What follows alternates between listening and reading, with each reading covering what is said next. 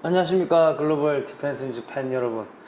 자, 김규나의 선전포고 오늘 또 돌아왔습니다. 안녕하십니까, 소설가 김규나입니다. 예, 잘 지내셨습니까? 네, 잘 지내고 있습니다. 셰익스피어 혹시 기습 질문 4대 비극이 뭔지 아세요? 저기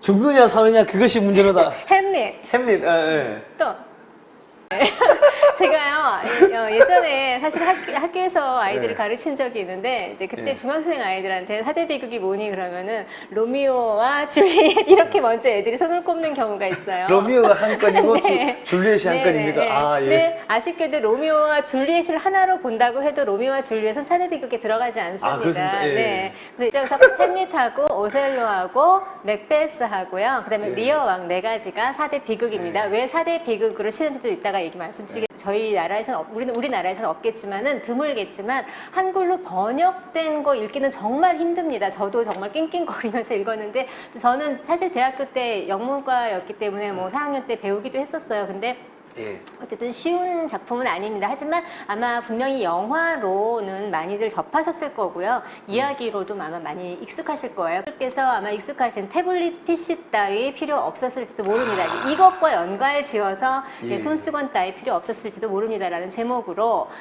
열등감과 시기가 가져오는 어떠한 묵시적 범죄의 성립에 대해서 한번 우리가 얘기를 해보도록 하겠습니다. 참 그 세계 명작이라고 하는 것은요. 예. 왜 명작인 줄 아세요?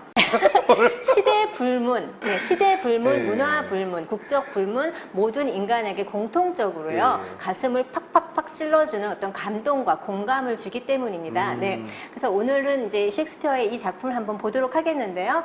물론 영화들도 굉장히 많이 만들어진 작품 중에 하나죠. 우선 윌리엄 셰익스피어 잠깐 뭐 너무 잘 아시겠지만 한번 보겠습니다. 우리가 이제 보통 초상화나 뭐 사진으로 이제 이분 많이 알고 있죠. 예. 영국의 극작가이자 시인입니다. 뭐 영국에서 인도와도 바꾸지 않겠다라는 아주 굉장히 위대한 작가인데요. 예. 1564년에 태어난 16세기에 활동한 작가입니다. 예. 근데 이분의 생애가 좀 재미있어요. 뭐 중산층 피역 가공업자의 아들이라는 설이 좀 있고요. 이게 좀 유력하게 나오긴 하는데 일부에서는 사실은 그런 사람은 이렇게 위대한 작품은 쓸 수 없다. 그래서 사실은 굉장히 백작이라든가 이러한 고위층 공부를 많이 한 학자, 그래서 뭐 프란시스 베이컨이라든가 에섹스 백작이라든가 옥스퍼드 백작이 사실은 이제 그 익명으로 낸 작품들을 셰익스피어라는 그러니까 필명으로 낸 작품들이다라는 사실 설도 좀 있습니다. 근데 뭐 이거는 뭐 음모론이라고 이제 치부되기도 하는데요. 사실은 아까 그 연극 배우로서 이제 그 피어 공장 아들 뭐 이렇게 해가지고 하는 그런 이야기를 담은 영화가 이제 우리가 여러분들 많이 보셨을 때도 셰익스피어 인 러브가 이제 그런 영화 속의 셰익스피어 얘기고요. 요즘 최근에 나온 영화지 전 되게 재밌게 봤는데 위대한 비밀이라고 할거 어노니머스요. 네, 익명이란 이런 제목으로 나온 영화가 있습니다. 둘 다 아마 보시면은 셰익스피어가 어떤 사람이고 어떻게 작품이 쓰여졌는지 한번 이렇게 챙겨 보실 수 있는 재미있게 한번 흥미를 유발시킬 수 있는 그런 작품들이니까 한번 기회 되시면 보시기 바랍니다. 예. 셰익스피어 작품들은 정말 주옥 같은데요. 희곡이 36편이 있습니다. 연극 무대에 올릴 수 있는. 그리고 이제 소네트라고 해가지고 14행 시죠. 그 연애시인데 보통 154편이 남아 있습니다.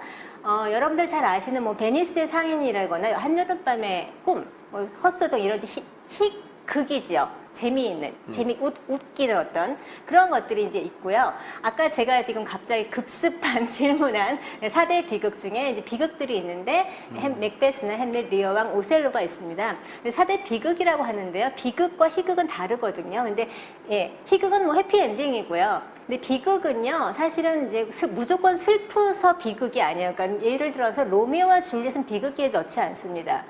왜냐하면요, 그 성격 비극이라고 해가지고 어떤 비극의 그 원인이 상황이나 운명이 아니라 자신의 성격.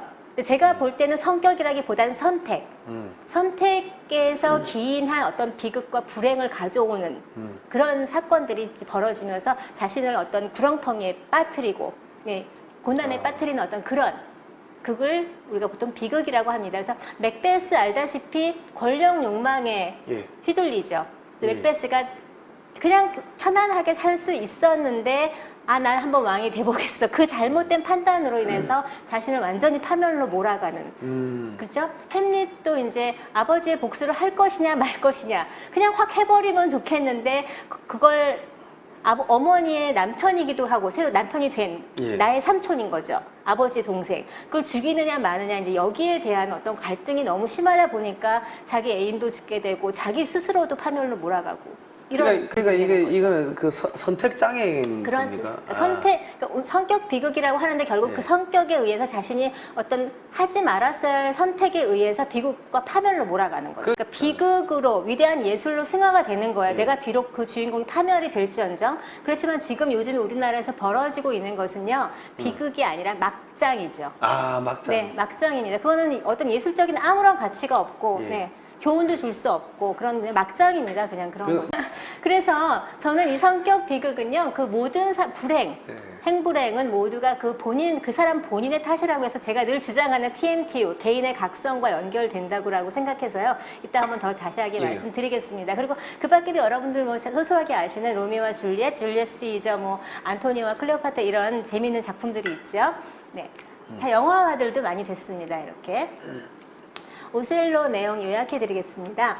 셰익스피어의 오셀로에서 이아고는 전형적인 악인의 대표적 인물이다. 그는 자신이 승진하리라 예상했던 자리에 캐시오가 등용이 되자 그를 모략해서 해임시키는 것으로도 모자라 캐시오를 중용한 장군 오셀로에게 앙심을 품습니다. 이아고는 치밀하게 계획해서 오셀로가 아내 데스데모나를 의심할 수밖에 없는 상황을 만들어 가는데요. 처음에는 그를 신뢰하지 않았으나 질투심에 눈이 먼 오셀로는 기어이 데스데모나를 목 졸라 죽이고 맙니다. 그러나 아내가 부정했다는 증거가 된 손수건은 그녀를 가까이에서 돌보는 이아고의 아내가 우연히 주워서 건넨 것뿐이었던 거죠. 자, 이런 이제 자세한 이야기는 조금 더 이따가 하겠지만 이제 이러한 어떤 이아고라는 전형적인 악인이요. 그 캐시오 자신이 오르고 싶었던 그 자리에 승진한 캐시오를 끌어내리고 그 사람을 등용시킨 오셀로 장군을 모함해서 이제 괴롭히겠다는 그 작정을 합니다. 이 사람이 그 대사입니다. 한번 읽어주시겠어요? 무어인 자신을 지독한 멍청이를 만들고 그가 미칠 지경에 이를 때까지 마음의 평화 안정을 교란시킨 대가로 내게 감사와 사랑과 보답을 하도록 만들 테다. 계략은 여기에 있지만 아직은 흐릿하다. 악행의 전모를 범행 전에는 못 보는 법이니까. 네, 범행을 계획하면서 그 오셀로 장군은 지독한 멍청이로 만들겠다. 한번 우리 국민으로 한번 바꿔서 생각을 해보세요. 그리고 그 사람들이 다 미칠 지경이 정말 될 때까지 마음의 평화와 안정을 다 교란시키고, 그렇죠?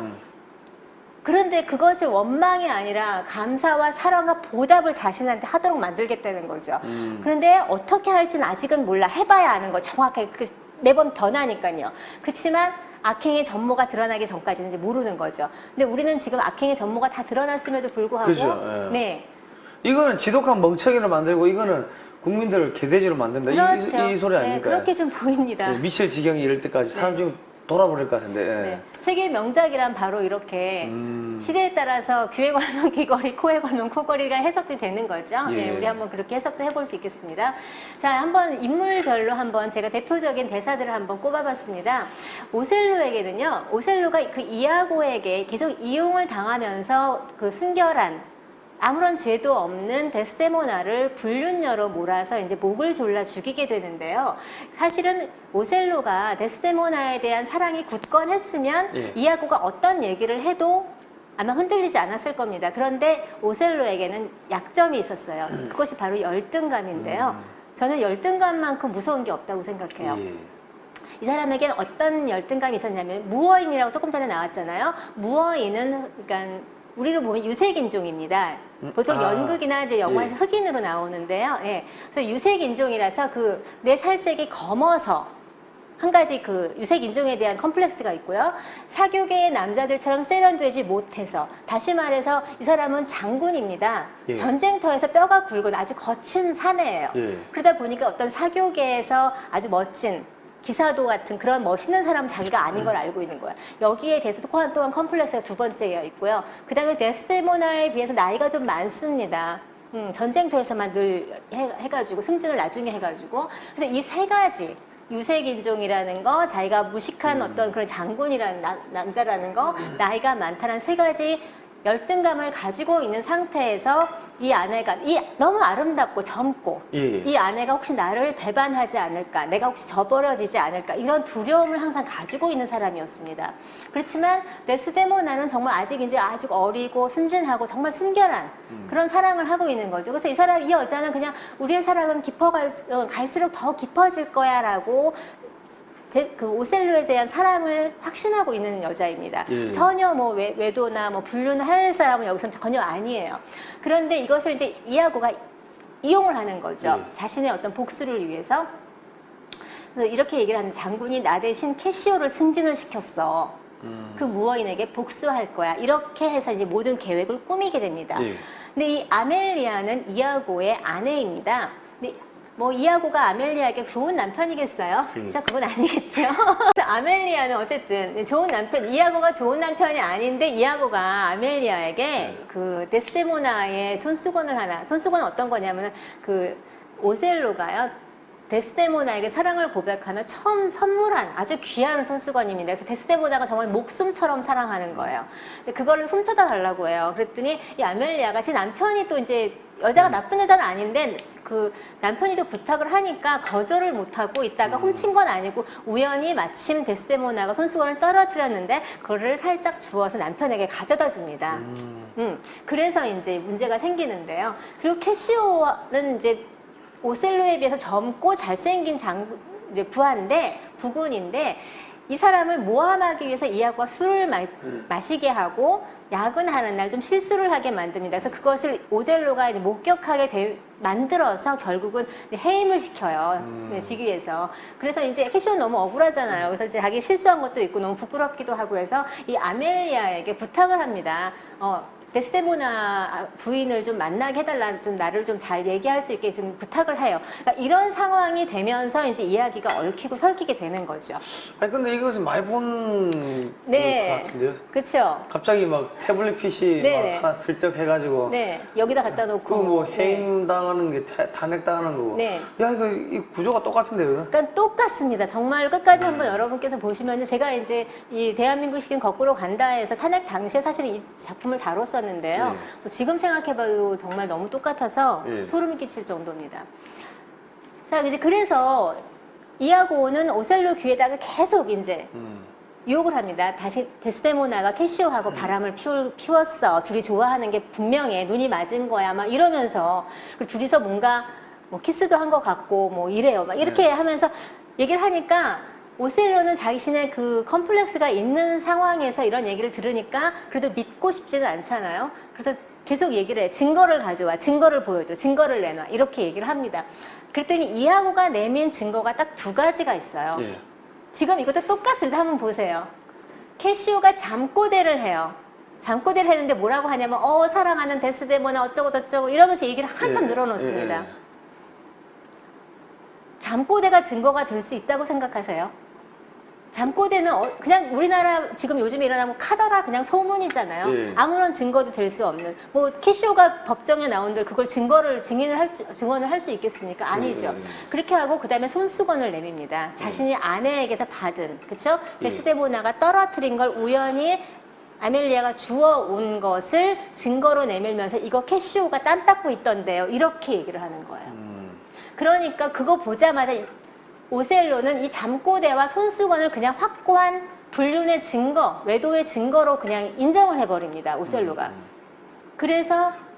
그런데 그때 마침 이제 데스데모나는 아무것도 모르고 캐시오가 지금 뭐 부관에서 해임됐으니까 저한테 부탁을 해서 제가 좀 잘 말씀드리려고 했는데 지금 오라고 했는데 아직 못 왔어요. 그러면서 근데 제가요. 손수건을 잃어버렸어요. 이렇게 얘기를 하는 거예요. 오셀로 앞에서. 그러니까 오셀로는 이제 완전히 확신을 해버리는 거죠. 데스데모나 입에서 캐시오라는 이름도 나왔고 손수건도 잃어버렸다고 했고 이아고가 나에게 말한 것이 다 맞구나. 이렇게 믿어버린 거예요. 그래서 이제 오셀로가 대표님 한번 감정을 실어서 한번 읽어주세요. 아내가 내 부하와 간통을 하다니 갈기갈기 찢어 죽이겠어. 역시 아직 경험이 없으셔서 감정이 안 실려. 이런 게 들어가야 이런 개 X. 네. 이렇게 이제 막 부르르 복수심에 떱니다. 그랬더니 예. 이하고가요. 이렇게 얘기를 해요.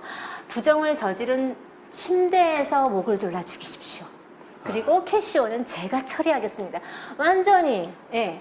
그 불난 집에 정말 부채질을 이렇게 예. 살살살살 근데요, 이거를 작품으로 읽으면은요, 이 이하고가 점점점 그 음모를 실천해 나가면서 오셀로를 점점 그 살인으로 몰아가는 얼마나 집요하게 잘 썼는지 정말 셰익스피어, 와, 정말 최고다. 이렇게 할 수밖에 없어요. 아, 누구,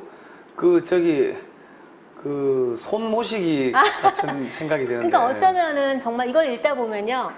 혹시 그분이 이 오셀로에 있는 이하고를 혹시 벤치마킹 한 게 아닌가. 아, 손모시기 아니지? 네, 그런 생각이 들어요.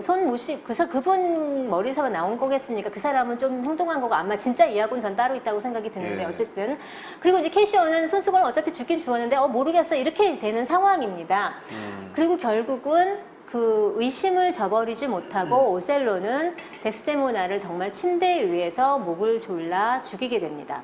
예. 근데 죽기 전에 너를 죽이겠어 하고 하니까 데스데모나는 자기가 왜 죽어야 되는지 모르는 거예요. 예. 자기는 너무 남편을 사랑하는데 남편도 자신을 사랑하는 줄 알았는데 날 죽이겠다고요? 난 당신을 사랑한 죄밖에 없는데요 하면서 결국은 그냥 목 졸라서 정말 죽어버리고 맙니다. 예. 네. 그리고 이제 사람들이 이제 그 당시에 이제 그 마지막 장면에 다 모이는데요. 그래서 오셀로는 왜 죽였냐고 이제 이렇게 상황이 되니까, 내게 충실한 이하고가 내 아내의 부정을 다 알려줬다. 이렇게 얘기를 하면서 이제 캐시오와의 관계 뭐 이런 걸 얘기를 합니다. 그러면서 손수건을 증거로 얘기를 하니까 그 자리에 있던 아멜리아가 그제서야 이 바보 같은 무어이나 그 손수건은 내가 주워서 남편에게 준 거야 라고 얘기를 하게 되는 것이죠. 그러니까 그 말을 듣고서는 이제 오셀로가 예, 기절을 하는 거죠. 그리고 정말 이렇게 되면서 맨 마지막에 이제 그 이하고가 이런 말을 하니까 아멜리아가 이런 말을 하니까 이하고는 아멜리아를 칼로 찔러 죽이고요. 예. 그리고 그 사실을 알게 된 오셀로는 자책을 하고 결국은 아내 옆에서 자신도 자결을 하고요. 그리고 이제 그 이하고에게 사실 이용당한 데스데모나를 혼자 짝사랑했던 남자가 있습니다. 로드리고라고.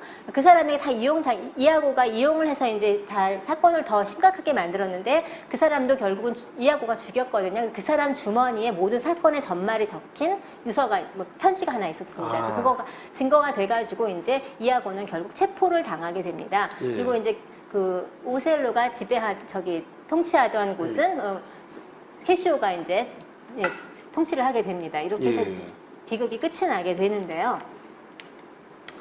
지금 몇 번 얘기를 하셨는데 완전히 막장 드라마인데요? 네, 태블릿 PC를 우리가 생각을 안 할 수가 없습니다. 근데 이게 지금 법정에서 검찰이 이렇게 2017년에 증언을 했거든요. 예. 자신들이 막 그 연기를 피워놓고서는 막상 법정에서 아무런 자료가 없어서 증거를 제출할 수 없다라고 사실들 자기가 얘기를 했었습니다. 예. 그럼에도 불구하고 탄핵으로 갔고요. 그렇죠? 예. 지금 다 유죄 판결 지금 다 나고 있고요. 그렇죠? 이렇게 됐습니다. 그래서 대한민국을 혼란에 빠뜨리고 대통령을 탄핵한 단초가 된 태블릿 PC. 그런데 그 안에 증거가 될 만한 게 없어서 제출을 못한다고 법정에서 검찰이 발언을 했습니다. 그렇다면 대체 왜 촛불을 든 거죠? 왜 탄핵을 한 거죠?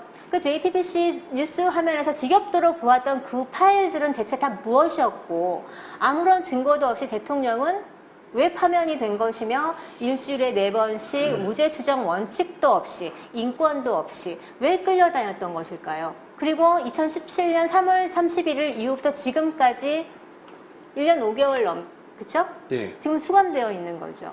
그죠. 예. 뭐 때문에? 뭐 때문에요? 저는 아직 이거가 이해되시는 분들은 정말 신변에가 이런 사진도 하나 넣어봤습니다. 이게 아닌가요? 오만이 밤매우 관심법으로 보아하니 네, 이거 마구니가 끼었도다. 정확하게 기억을 하십니까? 예. 증거가 없는 증거물. 예. 뭐 경제 공동체 그쵸? 누구하고 국정농단을 했다 그러고요. 그리고 요즘에 뭐 묵시적 청탁이라는 예. 말 요즘 유행입니다. 예. 법은요, 제가 알기로 법은 어떤 불법 행위에 대한 것을 처벌하고, 그렇죠? 판결하는 것이 법입니다. 그런데 지금 불법 행위 자체가 아예 없어요. 예. 행위가 없는 것을 단지 불법이라고 지금 판결을 하는 상황이 지금 계속해서 연달아 일어나고 있습니다. 이분도 그러셨죠? 이 헤어를 꽂고 나오셨던 이분이요. 근데 대통령이 이 아줌마는 이 헤어 이거는 왜 꽂았습니까? 모르겠어요. 제정신 아는 아줌마죠. 정신이 좀 왔다 갔다 네. 하는 것 같아요. 예. 여자가 이거 꽂고 나오는 건 제정신은 아니에요. 네. 아무리 바빠도. 만약에 제가 이금 헤어를 꽂고 지금 방송한다고 생각을 해보세요. 제 방송 듣겠으니까 저 여자 정신 나갔구나 그러시겠지. 다음 주에 한번 꽂고 하시죠. 헌법 수호 의지가 드러나지 않는데요. 헌법 수호를 하지 않은 게 아니에요. 그렇죠? 의지가 드러나지 않아서 판단했다. 이게 도대체가 법은요. 행위가 없으면 판결을 할 수가 없어요. 예. 자, 그런데요. 이제 우리 다시 오셀로로 돌아오겠습니다. 자, 오셀로의 비극은 그러면 단지 이아고가 이렇게, 그쵸? 귀에다가 나처럼 나쁜 말을 계속 집어넣기 때문에 생긴 것일까요? 아니에요. 제가 아까 뭐라 그랬죠? 오셀로에게는 열등감이 있었다 그랬죠. 컴플렉스가 있었어요. 이아고는 그것을 자극한 것뿐이에요. 거기다 그냥 성냥불 하나를 탁 넣어버린 거죠. 예. 데스데모나는 너를 사랑하지 않아. 캐시오 잘생기고 젊은 캐시오하고 바람났어. 그냥 이 말을 했을 뿐인데 오셀로가 활활활 타오른 거라고요. 뭐죠? 혹시 나를 버리지 않을까? 이아고가 말하니까 뭐죠? 역시 그럼 그렇지. 거봐. 그럴 줄 알아서 내가 맞았지. 이렇게 자기 확신으로 가는 거. 이게 바로 이런 때인 제가 아까 말한 성격 비극, 선택의 비극이 가져오는 것이죠. 성격 비극이라는 말은 다시 말해서 성격이 문제라는 말이라기보다는 제가 생각할 때 모든 행불의 원인은 나 자신이라는 것이고요. 그 사람 본인 탓이라는 것입니까? 이 오셀로의 비극은 사실은 이아고가 정말 나쁜 악인의 전형이지만 이 오셀로 스스로 몰아간 파국입니다. 네. 자, 그렇게 된다면요. 이것 좀 살짝 비교해 보겠습니다. 대한민국의 비극은 단지 저들 때문일까요?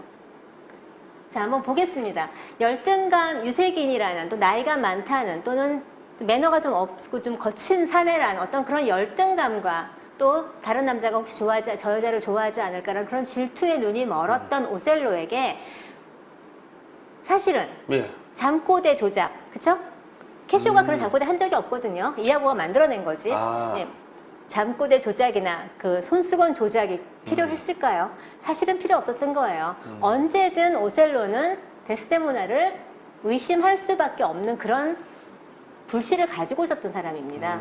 그걸 이아고가 이용했던 것이죠. 자, 그러면은 태블릿 PC 그들이 말했던 것이 애초에 필요 없었던 것인지 모르죠. 다만 뭐죠? 권력을 차지하기 위한 조작이었을 뿐이고요. 오직 평양 수호를 위한 목적이었을 뿐이고 박정희 대통령과 유경수 여사의 딸이 대통령이 되어 그분들의 영광이 되살아나는 것을 참을 수 없었을 뿐이고 이승만 대통령이 건국한 대한민국의 번영이 못마땅했을 것이었을 뿐이고 또 여성이 대통령인 것이 정말 욕지게 날 만큼 싫었을 뿐이고 더 이상 부정과 비리를 저지를 수 없게 되어버린 것이 더 이상 뇌물과 향응을 주고받을 수 없게 되어버린 것이 화가 났을 것이에요. 그들이 많은 사람들이요. 사실은 지금 저쪽에서만 탄핵을 한 게 아니잖아요. 이쪽에서 다 같이 공조한 거잖아요. 그렇죠. 네. 그리고 우리 국민은 뭐랬죠? 우리는 정말 무지한가요? 이런데도 여전히 탄핵 사태의 전모를 보지 못하는 사람들이 있는데요. 저는 이 생각을 한번 해봤어요. 데스데모나를 우리 대한민국이라고 한번 생각을 해보세요. 그리고 오셀로는 데스데모나를 죽음으로 몰아간 건 사실은 저들이라기보다는 우리나라 국민들이죠. 탄핵으로 다 몰아간, 그쵸? 어떤 오방색이니, 무당이니, 무슨 보톡스를 맞았니, 이럴 때 우리 전부 다 흥분했잖아요. 정말 그랬어. 정말 그 여자가 그랬어. 이런 식으로 했단 말이에요. 그리고 촛불 들자 모였을 때 다 나가서 같이 동조했잖아요. 그리고 아무런 죄 없이 이건 뭐지 하고 당한 사람 캐시오는 과연 누구였을까요? 예. 지금 한번 생각해 보시고 그렇다면 과연 이 모든 사태를 계획하고 실행한 악의 전형, 악의 화신 이아고는 누구였던 거죠? 그럴 때 그러면은 우리 국민들도 그렇잖아요. 그 과거에 뭐 대통령을 탄핵시켰을 때는 거기서 그렇게 막 흥분을 했는데 예. 지금 일어나는 일들에 대해서는 왜 흥분하지 않죠? 왜 촛불 들고 안 나가시죠? 그죠. 여러분이 속았는데, 예. 저는 막 화날 것 같아요. 그러니까, 예. 우리는 그때부터도 벌써 의심을 해서 그거 저거 아니다라고 했던 사람들이지만, 예. 네, 좀 뭔가 지금 다시 한번 생각해보고 정말 그러니까 오셀로가 데스데모나의 목을 조른 것이 이해가 되세요? 그러니까 도대체 왜 목을 조른 거죠? 그러니까 죽은 다음에 자기가 속았다는 걸 알고 얼마나 기가 막혔으면 자신 스스로 가슴을 찔러서 죽었겠어요, 그렇죠? 그러겠네요.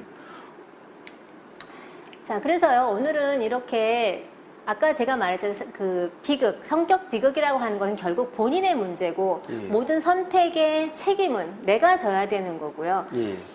예를 들어서 로미오와 줄리엣은 왜 비극이 아닐까 한번 생각을 해보자고요. 로미오와 줄리엣은 왜 비극이 아닌가? 왜 비극이 아닐까요? 아까 제가 말씀드린 것처럼 예. 성격 비극이 아닌 거예요. 이거는 뭐죠?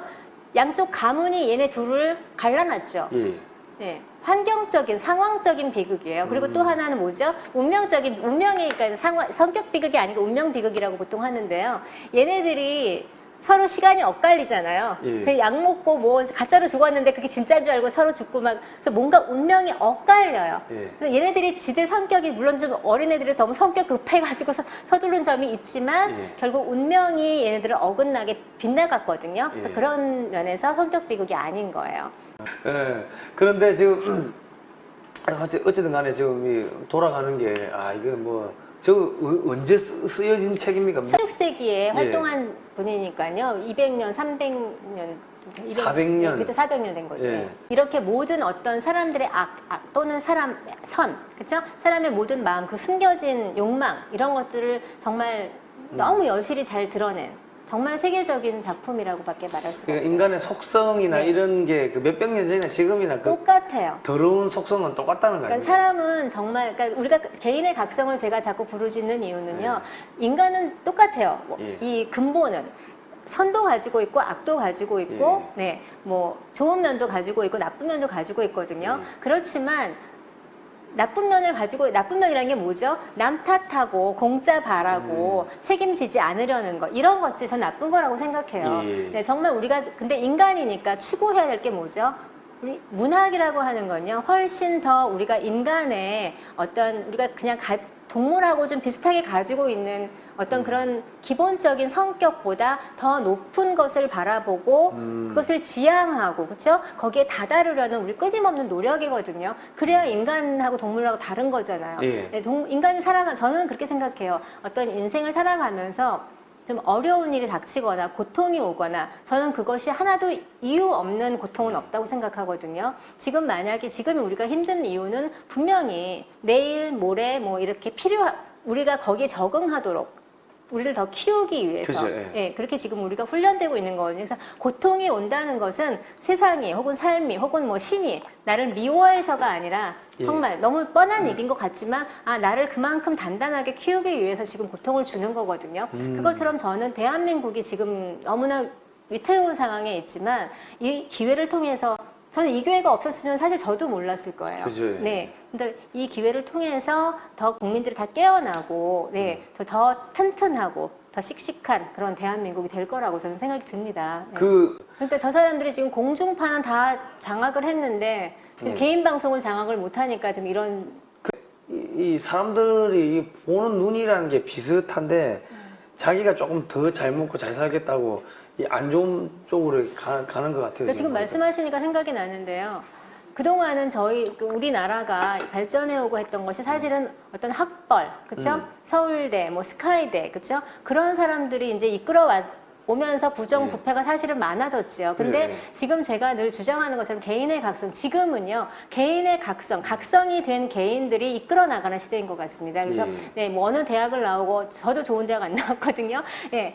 자신의 분야에서 자신이 깨어서 자신이 정말 세상을 보는 눈으로서 자신이 자신 있게 얘기하는 그런 사람들이 지금 새 시대를 이끌어가고 있는 것 같습니다. 그래서 정말 우리가 여러분들이 제일 처음에 우리 아이들에게 가르칠 거, 그리고 여러분들 스스로가 마음에 새길 거, 제가 늘 주장하지만 뭐죠? 세 가지: 남 탓하지 않는 것, 공짜 바라지 않는 것, 그리고 자신의 자유와 선택에 대해서 반드시 책임져야 한다는 것. 이 세 가지 가슴에 꼭 새기시고요. 이런 분들이 스스로 열심히 공부하고 이렇게 밤잠 못 자시고 다 캡처하고, 예, 불의에 대해서 고발하시고, 그렇죠? 공부해서 끊임없이 이렇게 진실을 이야기해 주시는 분들이 우리나라를 이끌어 간다면 아직 희망이 있는 거죠. 우리나라. 네, 이제 어느 분한테 이야기 되니까 국내 정치학과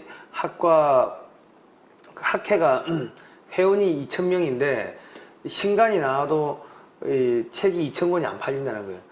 교수님들 공부 안 한다는 거예요. 그런 교수님보다는 끊임없이 업데이트하는 일반인들이 훨씬 더 지적 수준이 높다는 거예요. 그리고 지금 교단에 계시는 교수님들 전부 다 왼쪽에 계시잖아요. 예. 그분들한테 오히려 안 배운 것이 오히려 훨씬 더 인생에 도움이 되는 거죠. 사실은 저도요, 문단에서 일찌감치 인정받고 했으면 이쪽에 지금 이 자리에 없을 겁니다. 10년 동안 배척받았기 때문에 저 혼자 책상에서 혼자 공부하고, 혼자 책 읽고, 혼자 쓰고, 이렇게 했기 때문에 장편도 2편 쓸 수 있었고요. 또 대한민국의 시계도 매일매일 정말 썼던 거지. 고민을 했으니까 그만큼. 네, 혼자서, 그러니까 혼자 있고, 아까 제가 그랬잖아요. 그 원인이 없거나 결과가 없는 고통이 없거든요. 제 스스로, 배척받고 버려져서 소외당해서 골방에서 나 혼자 뭐지? 이러면서 진실을 찾아내는 시간이 없었다면 저는 뭐 햄릿이나 뭐 이런 작품들을 여러분에게 제 나름대로 설명해서, 사실은 이런 작품 저처럼 설명해 주시는 분들 안 계세요. 그냥 문단에서 이렇게 해석하지 않습니다. 그리고 분명히 그분들 제 방송 보면 저렇게 무식하게 해석을 하냐고 이렇게 아마 하실지도 모르겠어요. 하지만 저는 지금 우리나라에 나와 있는 모든 해외 문학, 뭐 우리나라 소설은 전 얘기하고 싶지 않고요. 해외 문학 자체들도 해석이 전부 다 왜곡돼 있습니다. 저는 지금 제가 10년 동안 좀 배척받으면서 혼자 공부하고 제가 깨달은 것은 해석이 모두 다 좌파 세계관으로 해석이 되어 있습니다. 못 뻑하면 자본주의 나쁜 거고, 못 뻑하면은 뭐 독재자 나쁜 거고.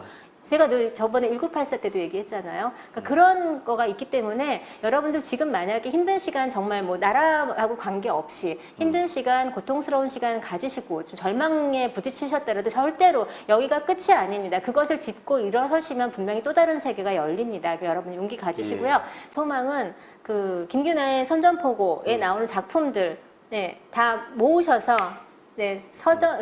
책꽂이에 꽂아놓는 것처럼 지금 1984도 했고, 비계덩어리도 했고, 오늘 또 이렇게 오셀로도 했고, 이런 것처럼 이렇게 모으시면은 모으시고 여러분들께서 보시고 또 이야기를 하시면 뭐 문학이나 이런 세계관이 좀 달라지실 수도 있을 테니까요. 그러면 이 책 사가지고 보면서 거기다가 이 빨간색 볼펜에 이거 아니야, 이거 내 생각은 이거야. 그렇죠. 좋습니다. 네. 아니 제가 옛날에 공부했을 때 어릴 때 이 책들에다가 낙서를 많이 했거든요. 네, 저도 그래요. 네. 이랬는데 그거 요즘에 보면요. 내가 옛날에 이렇게 수준 높은 생각을 했어. 그런 생각이 들더라고요. 네. 그래서 그 어떤 책이 정말 좋은 거는요, 내 생각을 깨워주고 더 한 발 나아가게 하는 겁니다. 그냥 고개만 끄덕끄덕 하시는 것보다, 얘는 이렇게 생각해, 나는 이거보다 더 크게 생각했어. 이렇게 생각하실 수 있다면은, 뭐, 책 쓴 보람이 있는 거죠, 저도. 알겠습니다. 오늘 뭐 또 장시간 또 고생해 주셨는데, 이제 김규나 작가님, 이 진짜 이 대한민국이 가지고 헌신하는데, 우리가 뭔가 좀 보답을 해드려야 되는데 보답해드릴 길이 없어가지고. 아이고, 여러분들 만나는 시간 너무 즐겁습니다. 알겠습니다. 저 다음 시간에 또 뵙도록 하겠습니다. 네. 감사합니다.